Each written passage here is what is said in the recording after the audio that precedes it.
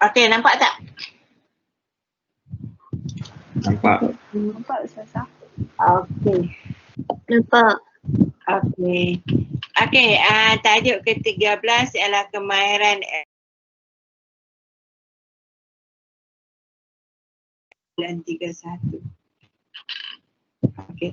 Jadi dalam tajuk ini kita akan membincangkan dari sudut pengertian kemahiran ilmu, pengertian ilmu, ciri-ciri kemahiran ilmu. Dalam ciri-ciri kemahiran ilmu ni adalah kemahiran mencari sumber, kemahiran menentukan keutamaan ilmu, istiqamah, teliti, berfikir, perkongsian maklumat dan pengaplikasi ilmu. Okey. Jadi kalau kita lihat dari segi ilmu, wahyu pertama yang diturunkan oleh Allah Subhanahu Wa Taala kepada Nabi Muhammad sallallahu alaihi wasallam iaitu berbunyi Iqra, baca. Jadi bila sebut baca, ia merupakan salah satu kunci ataupun utama pencarian ilmu. Jadi kena nak cari ilmu ni kena baca dulu. Sebab itu ayat Al-Quran yang pertama pun tu. Jadi bila dia dapat ilmu, dia kena curahkan idea dengan pelbagai media seperti penulisan, pengkajian, pemerhatian dan sebagainya. Jadi penguasaan ilmu dan maklumat adalah prasyarat kepada ketamadunan sesebuah bangsa. Jadi kalau kita tengok nak jadi bangsa yang maju, bangsa yang cerdik, bangsa yang percaya adalah dengan ilmu. Jadi tak kira lah ilmu apa yang dia dapat, mungkin dari segi ilmu. Dan daripada ilmu tu dia akan dapat kemahiran. Jadi melalui ilmu, ulama-ulama serta cendekiawan Islam menghasilkan pelbagai ilmu untuk dijadikan panduan dan garis panduan buat semua manusia. Jadi kalau kita tengok sebagai contoh ilmu perubatan yang telah dihasilkan oleh Ibn Sina.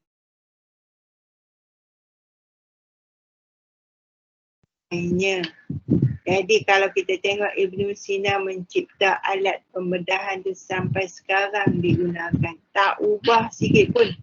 Sebab yang dia cipta adalah hasil idea dan ilmu daripada Allah Subhanahu Wa Taala. Cuma sekarang ni teknik saja yang berubah, advance. Kalau dulu pembedahan pakai secara manual, maksudnya sekarang ni pakai laser dan sebagainya. Okey, jadi yang laser ni dia tak ada banyak belahnya lah, ataupun dia hanya tebuk 3 tempat je ataupun 2 tempat, satu alat, satu kamera, satu ubat dan sebagainya. Okey, itu dari segi teknik. Semakin hari semakin canggih sebab Allah bagi manusia ni ada akal untuk berfikir. Akal kita ni kena ada daya kreatif yang tinggi. Jadi semua sebagainya, ilmu pengetahuan ni akan semakin tinggi. Dari apa yang kita nak, niat lillahi ta'ala adalah untuk kebahagiaan dunia dan akhirat. Okey, dari segi pengertian kemahiran ilmu, kita ada dua, iaitu pengetahuan dan kemahiran. Apa yang dikatakan pengetahuan adalah ilmu yang diperlukan oleh seseorang bagi memahami sesuatu tugas, keadaan dan persekitarannya. Itu ilmu pengetahuan. Kalau kemahiran ialah kebolehan, kepandaian, pengalaman dan kecekapan yang diperlukan untuk melaksanakan sesuatu tugas tertentu. Aspek pengetahuan dan kemahiran ini merupakan prasyarat kepada pelaksanaan tugas dan penghasilan kerja yang ditetapkan. Okey, definisi maklumat pula ialah data yang diolah dan atau digubal untuk memberi makna kepada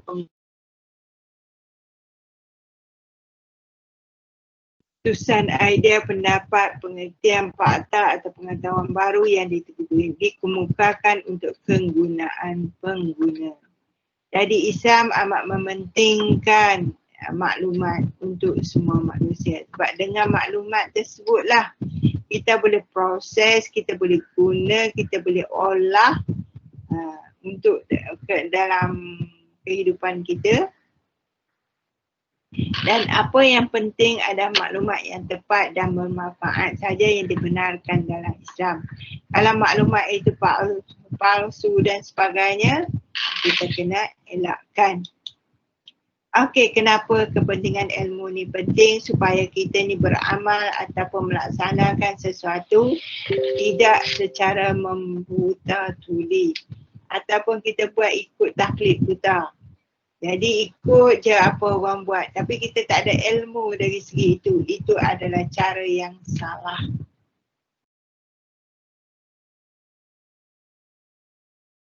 Di kehidupan ayat tu boleh berijtihad. Jadi dalam kehidupan kita kadang-kadang kita kena berijtihad juga kepada sesuatu perkara yang memerlukan keputusan. Mampu menilai satu yang berlaku di persekitaran tidak hanya. Jadi kalau kita lihat dengan ilmu kita ni tak hanyut ataupun tidak senang digoda, dipujuk dan sebagainya. Dengan ilmu, jadi kalau kita tengok dari segi mempertajamkan akal. Kalau kita baca buku hari ni kita dapat ilmu baru, besok kita dapat ilmu baru dan sebagainya. Jadi akal kita berkembang. Kalau kita duduk statik, tak fikir apa-apa, senyap je, akal tak akan berkembang. Okey, jadi nak mempertajamkan akal baca Quran dan sebagainya lah. Mampu memperkasakan, memperluaskan pengetahuan dengan mempelajari. Lain ada ilmu fardu kifayah. Jadi kita kena ambil dua-dua ilmu tersebut. Tapi kalau ilmu fardu kifayah orang lain dah buat, kita tak payahlah. Tapi kalau semua orang tak buat jadi wajib juga. Okey, tengok kepada background ni ada kapal terbang pula. Okey, ada pelangi kat sini.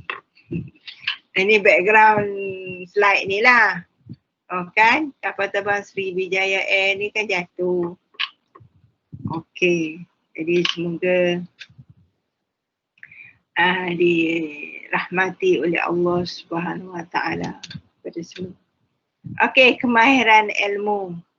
Jadi kemahiran ilmu ialah kemahiran mencari sumber maklumat, kemahiran menentukan keutamaan ilmu, istiqamah, teliti, berfikir, perkongsian maklumat dan mengaplikasi ilmu yang kita dapat. Okey, kita pergi yang pertama. Yang pertama ialah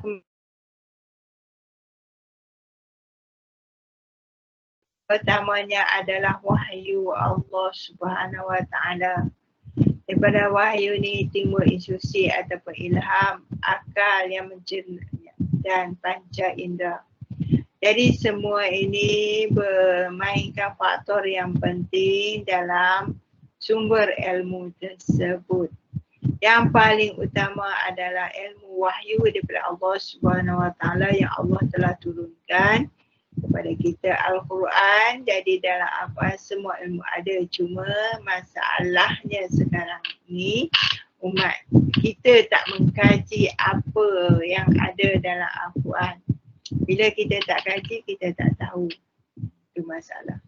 Nah, ilmu astronomi, matematik, sains apa semua ada, cuma masalahnya kita tidak mengkaji ataupun mendalami Al-Quran secara detail. Sumber maklumat ilmu ada 3 iaitu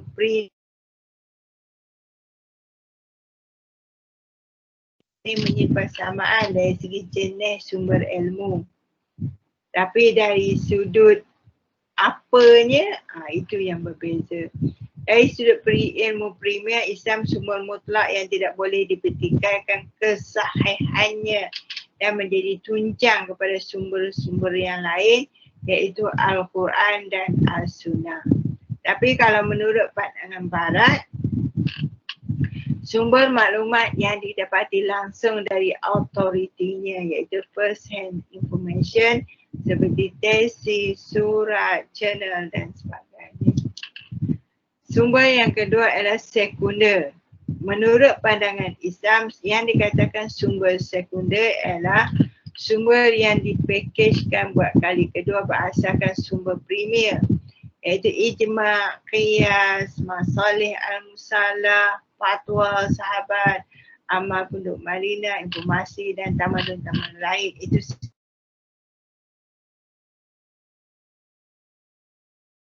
sumber yang sekunder adalah sumber alternatif yang menjelaskan sumber premier seperti indeks, abstrak, rumusan, bibliografi dan sebagainya. Kalau yang ketiganya adalah teater, iaitu menurut pandangan Islam, sumber teater ialah sumber dan maklumat dan ilmu yang dikembangkan daripada sumber sekunder yang memungkinkan terhasilnya ilmu-ilmu baru. Okey, kalau menurut pandangan barat, sebuah maklumat tentang maklumat berkaitan maklumat yang lain. Contohnya bibliografi untuk bibliografi, buku tahunan dan sebagainya. Itu beza antara barat dan Islam. Jadi kemahiran mencari maklumat.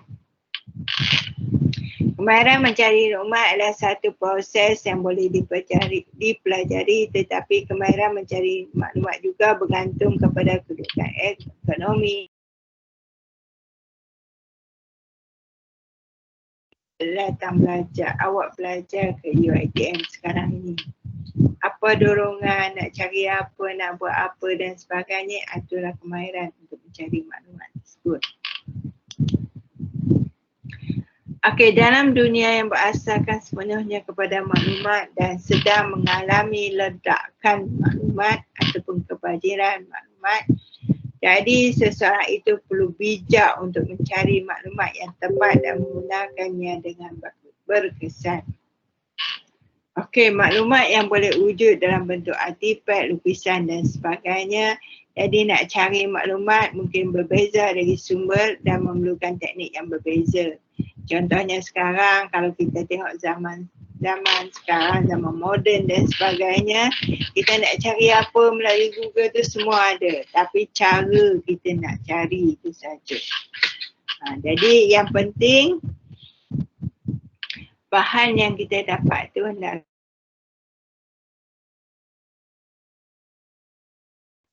pergi pustakaan, kita kena tahu dia punya aturan buku, nombor panggilan dan sebagainya. Kalau kita nak cari buku-buku Islam di bahagian kita UiTM, contohnya dia standard semua. Dia punya standard, dia punya coding tu adalah standard. Awak pergi kat UM ke, awak pergi kat Universiti UKM ke dan sebagainya, sama. Kalau BP tu adalah yang buku yang berkaitan dengan Islam. Kalau buku law, dia punya coding dia lain. Kalau buku, dia tengok coding dia lah. Okay.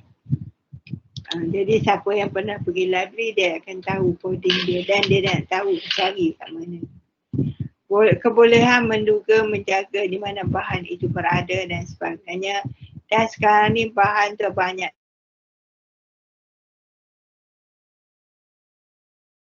Nak dapatkan bahan secara digital tersebut. Okey, kemahiran menentukan keutamaan ilmu. Mana ni?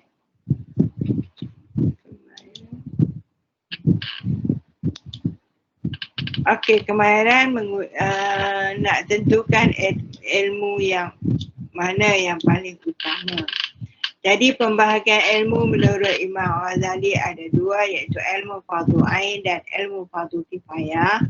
Yang dikatakan ilmu fardu ain adalah ilmu wahyu, ilmu ulus diri yang berkaitan dengan agama, akidah dan sebagainya yang berasaskan pada Al-Quran dan As-Sunnah.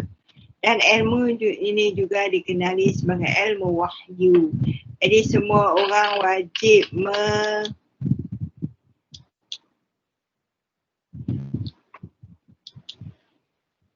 semua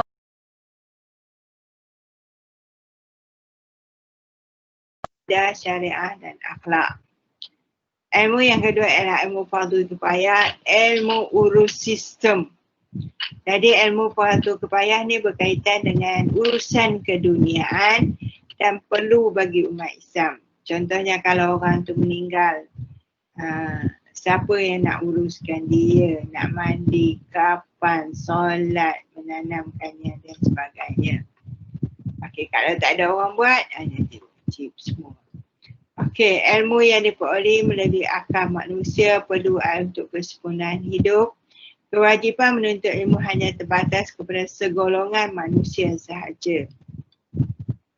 Contoh ilmu kemasyarakatan, ilmu sains tabiat, ilmu sains fizik, sains penggunaan, ekonomi, pentadbiran dan sebagainya lah. Awak ambil muamalat dan sebagainya. Menuntut ilmu kewajipan bagi setiap muslim, lelaki dan perempuan, tua. Allah Subhanahu Wa Taala berdasarkan surah Al-Kahfi ayat 109. Sekiranya lautan menjadi tinta untuk menulis kalimat-kalimat Allah Subhanahu Wa Taala, sungguh habislah lautan dulu sebelum habis ditulis kalimat. Maksudnya, kan kalau kita tengok dari sudut keluasannya, kita bumi ni hanya 1/3, 2/3 adalah lautan. Kita tengok kita ni dah luas sangat dah. Tapi sebenarnya kita lautan tu lebih besar. Keluasan dunia ini berbanding dengan daratan. Jadi kalau kita pergi laut Cina Selatan tu, kita dah rasa laut tu luas. Tapi lautan Hindi tu lagilah luasnya. Okey. Jadi kalau pergi kat Mekah, pula naik flight, dia akan melawat lautan Hindi tersebut. Okey. Dalam surah At-Taubah, Allah Subhanahu Wa Taala kalau kita tengok menyebut bahawa bukan semua di antara kita pergi untuk berjuang berjihad, maknanya wajib sebahagian kita untuk mendalami ilmu. Surah Taubah ayat 122. Dan tidaklah betul dan elok orang-orang yang beriman keluar semuanya pergi berperang. Oleh itu hendaklah keluar sebahagian sahaja dari tiap-tiap puak di antara mereka supaya orang-orang yang tinggal itu mempelajari secara mendalam ilmu yang dituntut di dalam agama dan supaya dapat mereka mengajar kaumnya. Jadi di sini orang dia punya kaedah dia dalam satu-satu perkara, dalam satu-satu negara, taklah semua orang nak pergi belajar perang. Jadi ada bahagian-bahagian masa.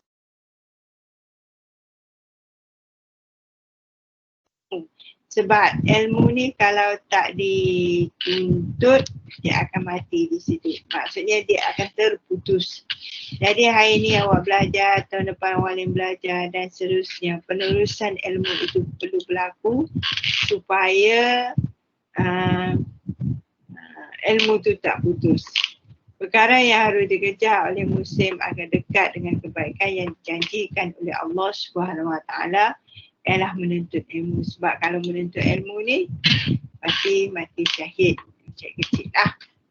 Okay. Sebab dan kalau kita tengok dari sudut fi sabilillah adalah penuntut ilmu, sebenarnya kalau kita dikejak dari sudut orang yang layak untuk menerima zakat adalah fi sabilillah, iaitu orang yang menuntut ilmu. Jadi sekarang ni kalau kita tengok zakat ni adalah gitu.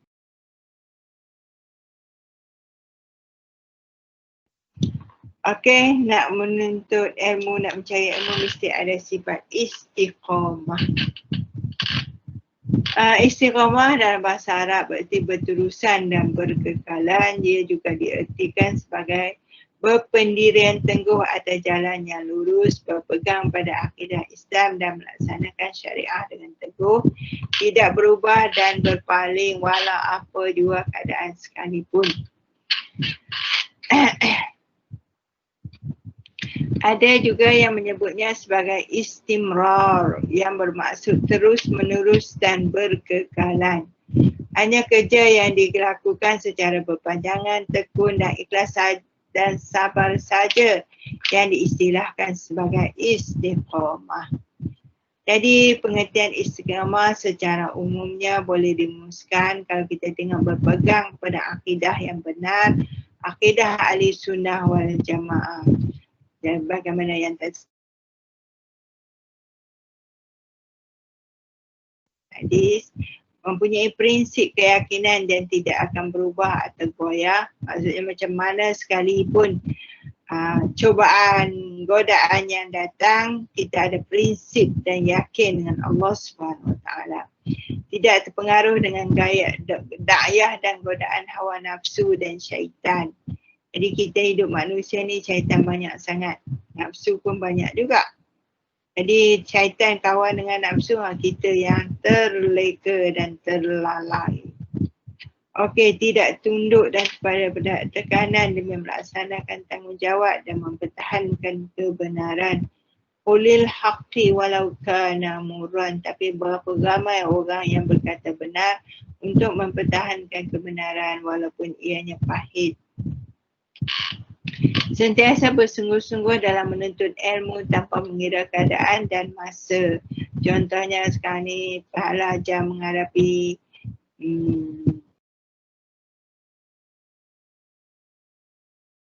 belajar online, jadi kena fokus, istiqamah. Kalau dia masuk kelas, masuk betul-betul, jangan masuk kelas pergi main dan sebagainya. Jadi ilmu betul perlu dapat juga walaupun dengan apa cara dan kaedah sekalipun. Jadi pelajar walaupun online, maksudnya dia kena fokus ataupun masa belajar tu kalau 2 jam lah dalam pembelajaran tersebut. Jangan buka je kelas tapi tak pergi mana-mana. Itu salah lah dari segi kaedah menuntut ilmu. Okey, sebab kita nak menuntut ilmu ni nak berkat, nak dapat rahmat daripada ilmu yang kita dapat dan sebagainya. Menghindari perasaan malas dan mudah jemu dengan bahan-bahan ilmiah. Okey, kadang-kadang rasa malas tu datang tapi kita kena ikat. Belajar ni ada satu kaedah kita untuk mencerdikkan kita.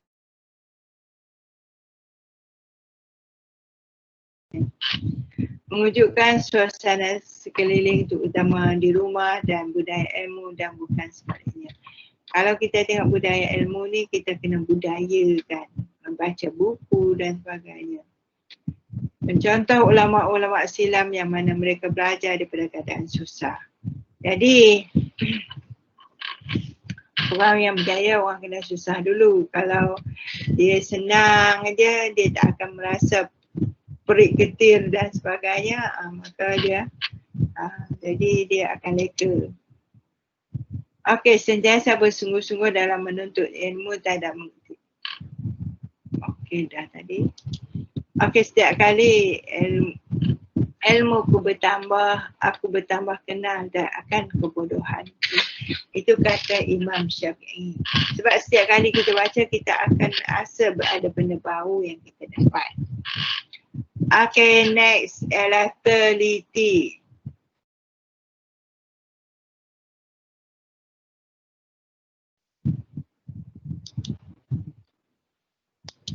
Yang dikatakan teliti di sini melakukan satu pekerjaan dengan bersungguh-sungguh, gigih, bersemangat dan tidak putus asa. Di mana teliti dan semua aspek meneliti mengambil dan mendapatkan ilmu atau maklumat dalam penyampaian atau pengajaran, penulisan dan sebagainya. Jadi kalau kita tengok contoh dalam sejarah ketamadun Islam, perkembangan ilmu dan sains wahyu khususnya ulum Al-Quran, ulum hadis, usul fiqh pada kurun kedua hijrah ataupun ke-8 masih telah meletakkan asas kepada pemikiran ataupun minda saintifik. Sebagai contoh, ketelitian dalam memastikan kebenaran dan objektif, keperluan kepada bukti empirikal yang menyokong serta kemahiran dalam mengklasifikasikan sesuatu menjadikan Muslim terdahulu telah bersedia untuk menukar secara saintifik.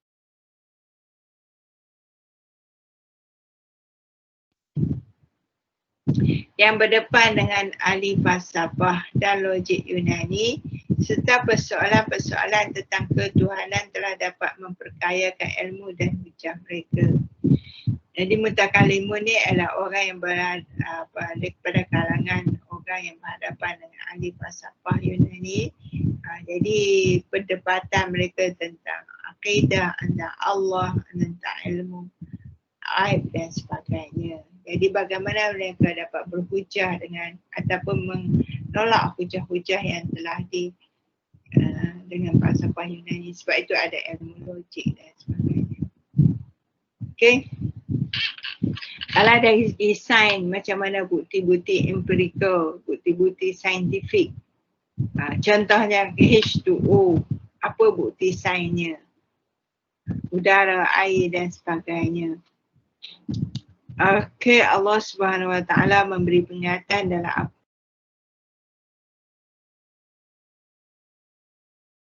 jika datang kepada kamu orang fasik yang membawa berita, maka periksalah dengan teliti kebenarannya supaya kamu tidak menimpakan musibah kepada sesuatu kaum tanpa mengetahui keadaannya yang menyebabkan kamu menyesali perbuatan itu. Jadi kalau kita dapat sesuatu perkara, kita kena tabayyun dulu. Jadi kena teliti dulu. Perkara tersebut sahih ke, betul ke dan sebagainya. Jadi apabila kalau sekiranya berita yang kita dapat itu baik, betul, maka barulah kita boleh gunakan maklumat tersebut.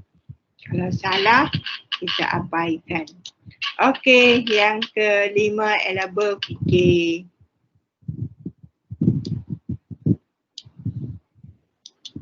Berfikir kalau kita tengok menurut Kamus Dewan ialah menggunakan akal untuk menyelesaikan sesuatu dan fikiran yang bernas dan waras, bersumberkan wahyu ilahi dan petunjuk Nabi untuk mencapai kehidupan yang lebih baik. Berfikir adalah fungsi akal. Dengan berfikir manusia memanfaatkan akalnya untuk memahami hakikat segala sesuatu. Jadi kalau kita tengok hakikat segala sesuatu adalah kebenaran dan kebenaran yang sejati adalah dari Allah SWT. Contoh kita berfikir tentang adanya Tuhan, adanya Allah. Macam mana kita nak tahu adanya Allah, kita kena tengok apa yang Allah ciptakan. Kita bandingkan dengan manusia, mampukah manusia membuat apa yang Allah buat dan sebagainya. Jadi kalau kita tengok dari segi ibadah kita, kita kena nilai, fikir ibadah kita ni bernilai, tak bernilai dan sebagainya. Tapi kalau kita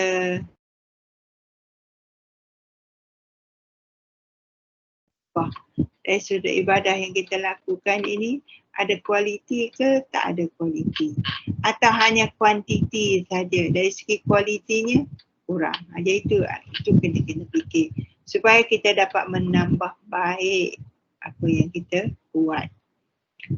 Menurut Muhammad Hasan Az-Zaki Al-Askari, bukanlah ibadah itu banyaknya puasa dan solat, tetapi ibadah sesungguhnya adalah selalu berfikir dengan ciptaan Allah Subhanahu Wa Taala.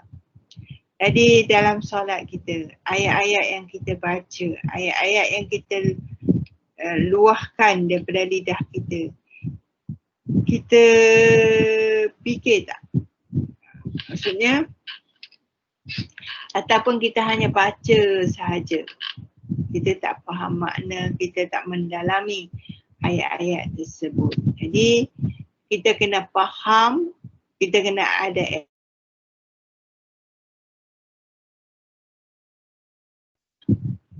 itu dikira sebagai satu cara untuk yang betul untuk kita memahami ilmu tersebut. Kemahiran berfikir secara kritis dan kreatif berdasarkan kepada Al-Quran. Jadi Al-Quran telah menggariskan 5 kategori untuk berfikir, iaitu tafakura, memikirkan, ta'akul, menggunakan akal, tadabbur, memerhati dengan teliti. Kita tengok alam, kita tengok pokok, kita perhatikan pokok tu. Apa daripada akalnya, daripada kehidupannya, daripada faedahnya, kita bandingkan dengan kita sendiri. Kalau kita ni pokok tak berbuah, apa dia punya impak dia? Okey, tazakur, mengambil peringatan. Kita perhati sesuatu perkara, kita ambil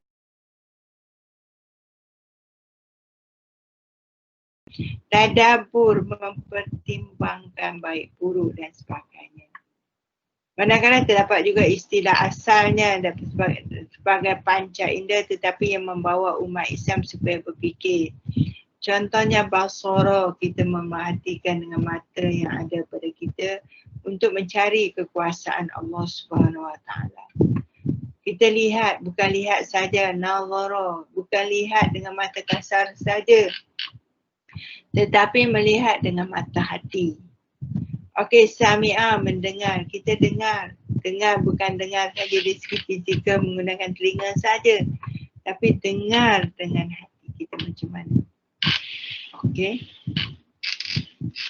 Surah Al-Jasiyah ayat 13, dan dia menundukkan kamu apa yang ada di langit dan apa yang ada di bumi sebagai rahmat darinya. Sesungguhnya pada yang demikian itu benar-benar terdapat tanda-tanda kekuasaan Allah bagi orang.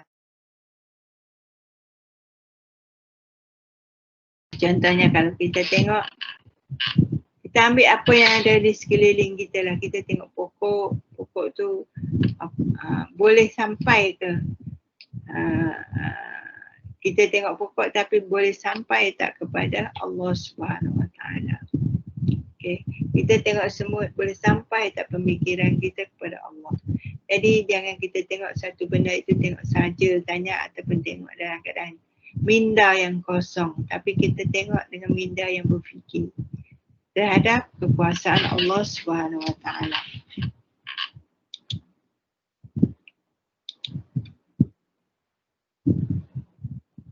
Islam amat menggalakkan umatnya berfikir. Malik Badri mengkategorikan 3 peringkat tafakur ialah memberi konsep pada satu idea ataupun menumpukan perhatian pada satu idea ataupun maklumat tersebut membawa kepada memikirkan tentang Allah Subhanahu Wa Taala sebagai pencipta.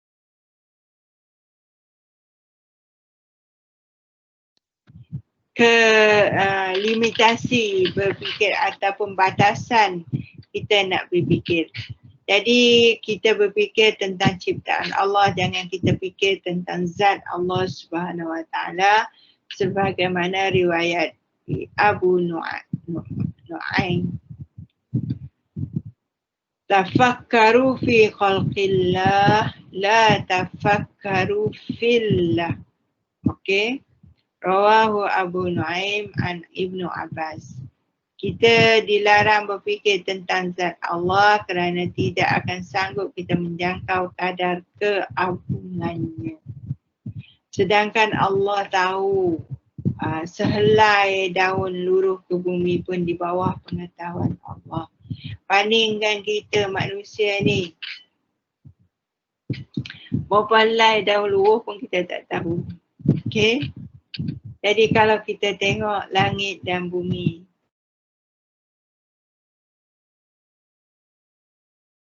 flight 13,000 kaki dan 17,000 kaki daripada aras bumi pun tak jumpa lagi langit. Okay. Jadi sebab itu kita jangan fikir tentang zat Allah. Itu kuasa Allah. Okay. Jadi kalau kita sekiranya kita berfikir tentang zat Allah, akan menjerumuskan kita kepada kesesatan dan kebinasaan kerana kita tak dapat, akal kita tak dapat menjangkau ilmu wahyu tersebut. Sebab itu ilmu wahyu diberikan sebagai mukjizat kepada Nabi Muhammad supaya manusia ini berfikir. fikir tentang kekuasaan Allah Subhanahu Wa Taala, tentang ciptaan Allah. Tapi jangan fikir. Dan kalau kita ini ada ilmu ulama tafsir nanti, contohnya yadallahu fawqa aydihim, tangan memikirkan, menafsirkan ayat tersebut dengan tangan. Adakah tangan Allah serupa macam kita? Sedangkan Allah mukhalafatu ta'ala lil hawadis. Allah itu adalah berbeza dengan penduduk, jadi berbeza dengan manusia. Mukhalafatu ta'ala lil hawadis, berbeza dengan yang baharu, dengan kita. Jadi kita tak boleh nak samakan tangan Allah dengan sama dengan tangan kita. Dan ayat ini jadi ulama mufassirun menafsirkan sebagai kuasa. Jadi ini dalam bab tafsir dah pula nanti. Okey, tetapi kita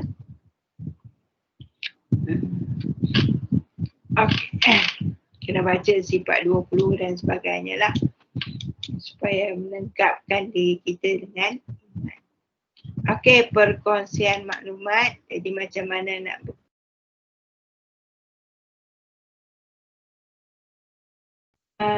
galakkan untuk kita memberi pertolongan, balasan usaha untuk menuntut ilmu, rahmat dan pujian Allah kepada orang-orang yang menghimpun dan membaca dan mengulang kaji kitab Allah.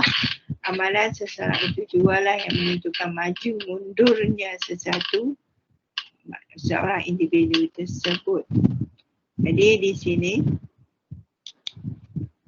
maklumat yang kita kena dapat, jadikanlah dirimu orang alim atau orang yang menuntut ilmu atau orang yang selalu mendengar pelajaran agama ataupun orang yang mencintai tiga golongan tersebut, maka janganlah kamu menjadi golongan yang kelima dan dengan sebab engkau akan binasa. Jadi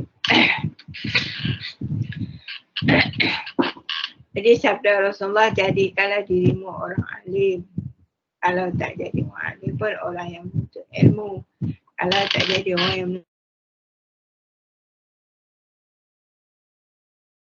mencintai ilmu.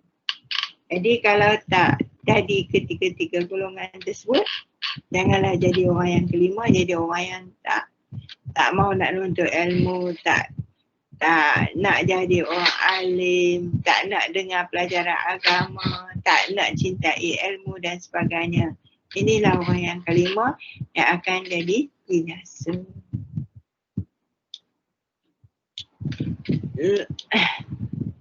Perkongsian maklumat.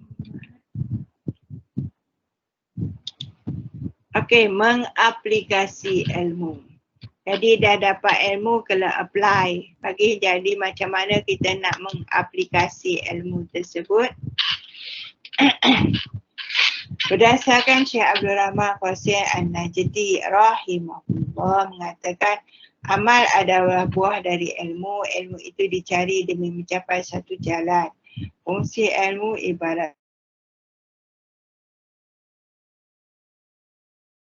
ajaran agama Islam, seorang itu harus mengiringinya dengan amalan. Sebab orang yang berilmu dan tidak beramal dengannya lebih buruk keadaannya daripada orang yang bodoh.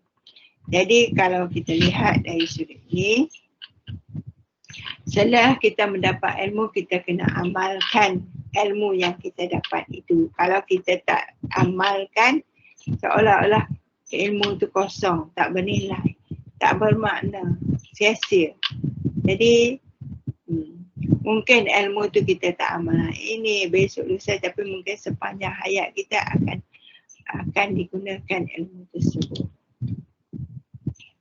Jadi sebagai kesimpulannya, kalau kita tengok ilmu ni amat penting sekali untuk kita. Setelah kita ada ilmu, kita kena faham ilmu tersebut. Lepas kita faham, kita apply ilmu tu dalam kehidupan kita. Dan di samping itu kita kena sebarkanlah juga sallallahu alaihi wasallam, balik ani walau ayat, sampaikanlah daripada aku walaupun satu ayat, satu perkara, satu benda. Jadi kita kena kongsikan ilmu tersebut.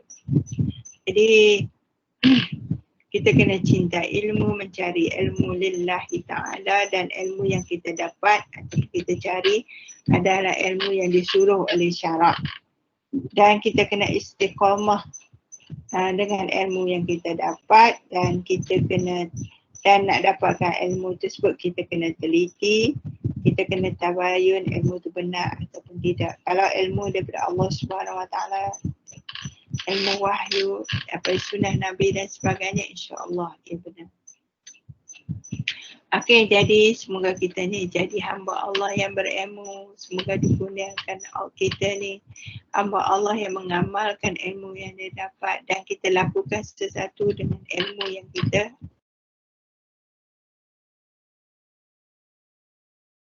syurga sebagai untuk kita huni di zaman akhirat nanti. Amin.